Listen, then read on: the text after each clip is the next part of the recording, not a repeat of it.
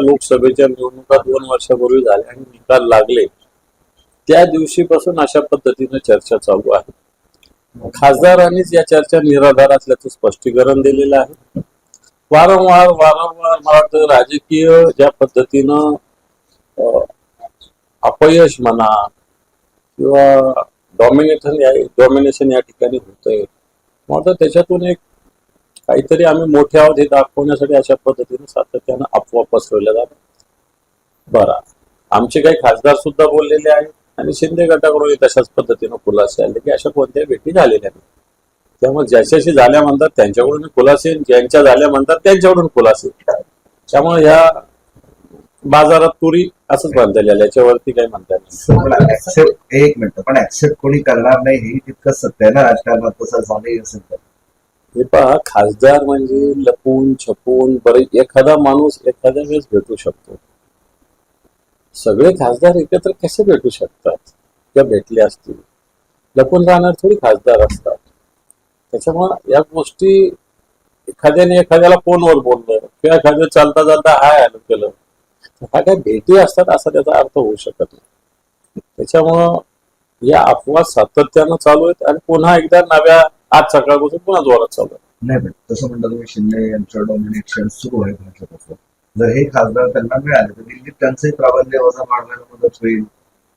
म्हणूनही मला असं वाटतं आता जे राज्यामध्ये शिंदे गटाला भारतीय जनता पार्टी सातत्याची वागणूक देते आणि त्याच्यातून आम्ही काहीतरी मोठे आहोत हे दाखवण्यासाठी सुद्धा अशा पद्धतीनं राहून ते नाही का लांडगा आला रे अशा पद्धतीने नेहमीच चालू आहे असं तरी वाटतं. बरं, तुम्ही म्हणताय म्हणजे अफवा आहेत म्हणा, मग हे कशासाठी केलं जाते नेमकं आताच्या काळात? सांगितलं ना मी, स्वतःचं महत्व वाढवण्यासाठी केलं जातं.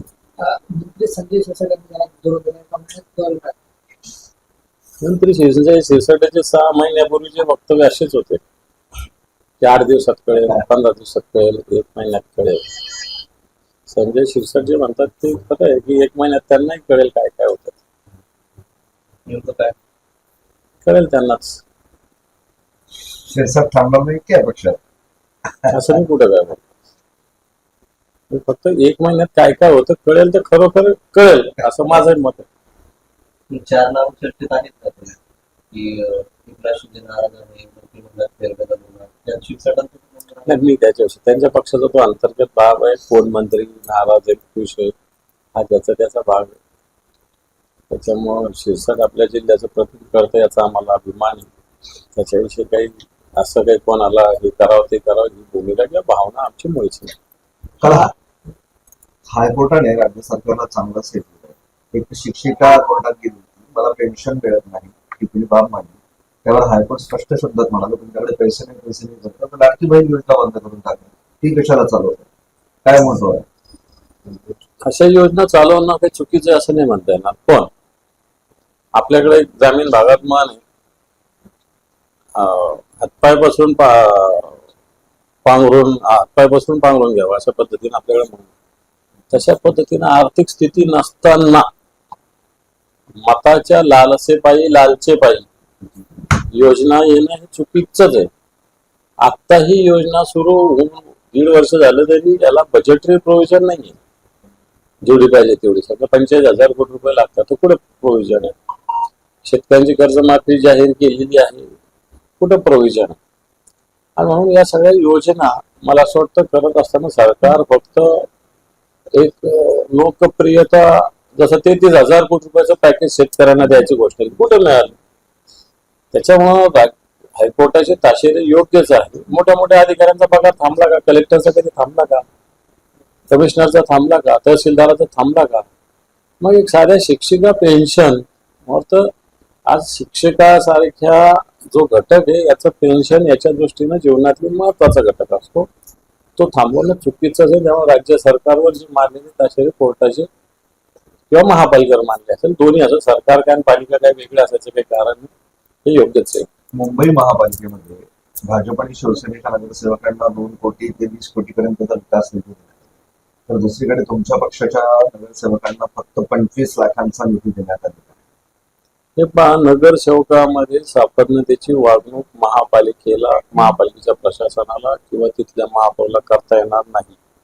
सगळ्या वॉर्डांना आता आम्ही अनेक महापालिका बघतो, अनेक महापालिका आम्ही चालवलेल्या आहेत. त्याच्यामुळं प्रत्येक वॉर्डाला समान निधी वाटप केलाच पाहिजे. जर तशा पद्धतीनं काही झालंच तर मला वाटतं जनतेचा दरबार आहे आणि न्यायालय आहेत, त्याच्यामुळे याच्याविरुद्ध आवाज तर उठवा. पण तुमच्या किशोरी पेडणेकरांना मात्र मिळालं आहे. ठीक आहे ना, किशोरी पेडणेकर विरोधी पक्षनेत्यांना दिलंच पाहिजे, द्यावंच लागतं. परंतु एकटं किशोरी पेडणेकरांना देऊन चालणार नाही ना. शिवसेनेच्या सगळ्या, जसं भारतीय जनता पार्टीच्या सगळ्या नगरसेवकांना आहे त्याच पद्धतीने शिवसेनेच्या नगरसेवकांना सुद्धा द्यावं लागेल. गणेश नाईकांनी पुन्हा एकदा एकनाथ शिंदेना टार्गेट केलं आहे. झोपडपट्ट्यांच्या औद्योगिक पट्ट्यातील 357 एकर पुनर्विकासासाठी MIDC ने काढलेल्या निविदावर त्यांनी आक्षेप घेतला आहे. सीएमलाच अंधारात ठेवून हे असं प्रकार सुरू आहेत आणि मी या विरोधात रस्त्यावर उतरणारी भाषा करतो. मग तर गणेश नाईक नुसतं बोलताय, ते करत काहीच नाही ना. मागच्या काय ती पालटी काय टांगा पलटी करू नुसत्या मला असं वाटतं बोलण्यासाठीच भारतीय जनता पार्टीने अपॉइंटमेंट केली दिसते. कृती शून्य आहे. ते कुणाल कामराने स्पष्ट सांगितलंय, माफी मागणार नाही.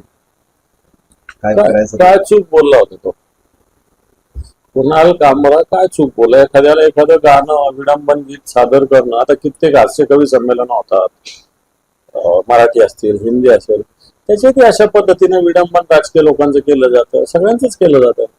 त्यामुळे ते मला असं वाटतं कविता म्हणून किंवा एखादं साहित्य म्हणून घ्यायला काय हरकत आहे. तर कुणाल कामराची भूमिका मला असं वाटतं अभिव्यक्ती स्वातंत्र्याच्या दृष्टीने योग्यच आहे आणि त्याच्यावर अशा पद्धतीने कारवाई करण्याचा विधिमंडळाचा प्रयत्न सुद्धा चुकीचा आहे. इतिहासात पहिल्यांदाच ईव्हीएमची तपासणी करण्याचे आदेश कोर्टाने दिले. चांदिवलीच्या निवडणुकीची केस होती, तर ईव्हीएम बोलवा, संबंधित कंपनीला बोलवा आणि सगळी तपासणी करा असं कोर्टाने सांगितलं. मला असं वाटतं चांगला निर्णय आहे. दूध का दूध पाणी का पाणी एकदा झालं पाहिजे. अशा पद्धतीने ईव्हीएम विषयी सर्वसामान्य माणूस आता शंका उपस्थित करतोय. कोर्टानंच त्याची दखल घेतली, मात्र या निर्णयाचं स्वागत केलं पाहिजे. बारामती निवडणूक अपयश त्यांचा कोण म्हटलं? विकास तटकरेंचं काय अपयश? तटकरेंचं बारामती कोण ऐकणार आहे? लोकांना उभे राहतात, आता छोटे मोठे कोणी पक्ष उभे राहतात, परंतु उठल्या पडल्या कोणावर टीका करणं योग्य नाही. आता तटकरेंचा काय रोल आहे? बारामतीचे लोक बघतील, तटकरेंचा तरी बारामतीत रोल असतो. नवजात कन्यांना फाशी द्या असं कालपर्यंत कोर्टात सांगितलं. आता ते दोन सामंजस्य काही गोष्टी होत असेल तर त्याला फाशीवर कसं काय लागतं ना? हा, बळजबरी जबरदस्ती कोणी केली असेल तर त्याला लटकवा, कोणी असो तो, मग हिंदू असेल नाही तर मुसलमान असेल, बळजबरी कोणी केलं तर त्याला लटकवलंच पाहिजे. सामंजस्य काही गोष्टी असेल तर त्याला कोण थांबवणार?